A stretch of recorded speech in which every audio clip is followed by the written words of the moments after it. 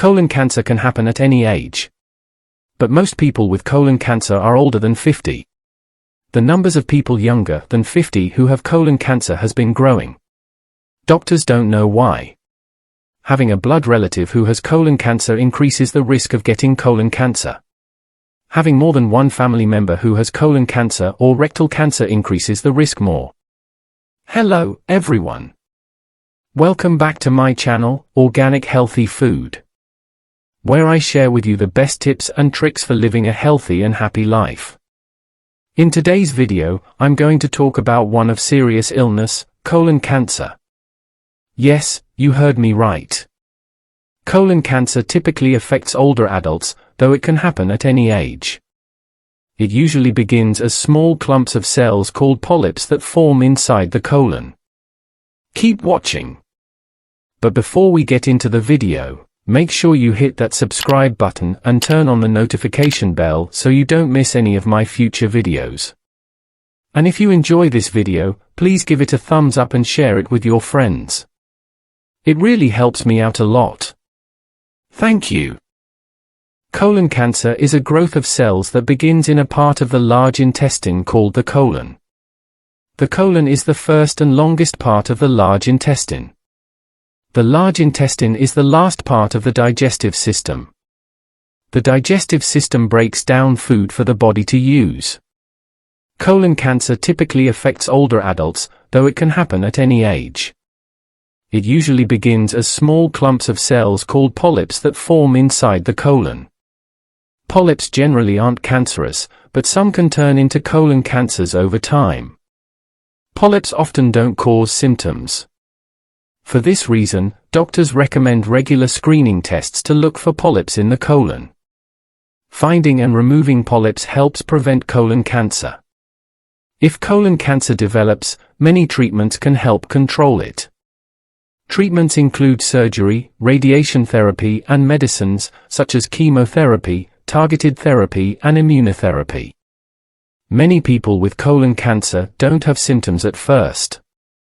When symptoms appear, they'll likely depend on the cancer's size and where it is in the large intestine. Symptoms of colon cancer can include a change in bowel habits, such as more frequent diarrhea or constipation, rectal bleeding or blood in the stool, ongoing discomfort in the belly area, such as cramps, gas, or pain, a feeling that the bowel doesn't empty all the way during a bowel movement, weakness or tiredness, losing weight without trying. Doctors aren't certain what causes most colon cancers.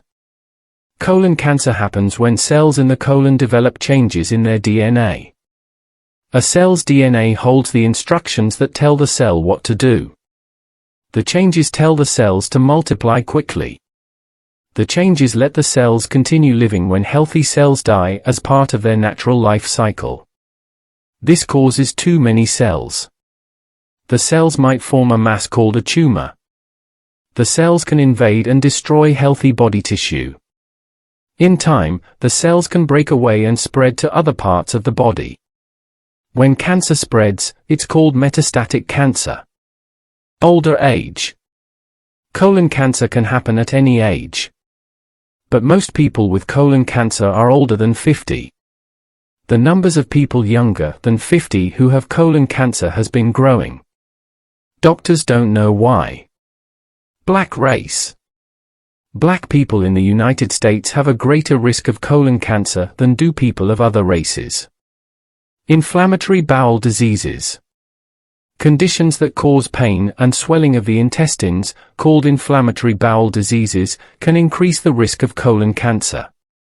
These conditions include ulcerative colitis and Crohn's disease. Inherited syndromes that increase colon cancer risk. Some DNA changes that increase the risk of colon cancer run in families. The most common inherited syndromes that increase colon cancer risk are familial adenomatous polyposis and Lynch syndrome. Family history of colon cancer. Having a blood relative who has colon cancer increases the risk of getting colon cancer. Having more than one family member who has colon cancer or rectal cancer increases the risk more. Low fiber, high fat diet. Colon cancer and rectal cancer might be linked with a typical Western diet. This type of diet tends to be low in fiber and high in fat and calories. Research in this area has had mixed results. Some studies have found an increased risk of colon cancer in people who eat a lot of red meat and processed meat. Not exercising regularly. People who are not active are more likely to develop colon cancer. Getting regular physical activity might help lower the risk. Diabetes. People with diabetes or insulin resistance have an increased risk of colon cancer. Obesity. People who are obese have an increased risk of colon cancer. Obesity also increases the risk of dying of colon cancer. Smoking. People who smoke can have an increased risk of colon cancer. Drinking alcohol. Drinking too much alcohol can increase the risk of colon cancer. Radiation therapy for cancer. Radiation therapy directed at the abdomen to treat previous cancers increases the risk of colon cancer. Lifestyle changes to reduce the risk of colon cancer. Making changes in everyday life can reduce the risk of colon cancer. To lower the risk of colon cancer, eat a variety of fruits, vegetables, and whole grains. Fruits, vegetables, and whole grains have vitamins, minerals, fiber and antioxidants, which may help prevent cancer. Choose a variety of fruits and vegetables so that you get a range of vitamins and nutrients. Drink alcohol in moderation, if at all. If you choose to drink alcohol, limit the amount you drink to no more than 1 drink a day for women and 2 for men. Stop smoking. Talk to your healthcare team about ways to quit. Exercise most days of the week. Try to get at least 30 minutes of exercise on most days. If you've been inactive, start slowly and build up gradually to 30 minutes. Also, talk with a healthcare professional before starting an exercise program. Maintain a healthy weight. If you are at a healthy weight, work to maintain your weight by combining a healthy diet with daily exercise.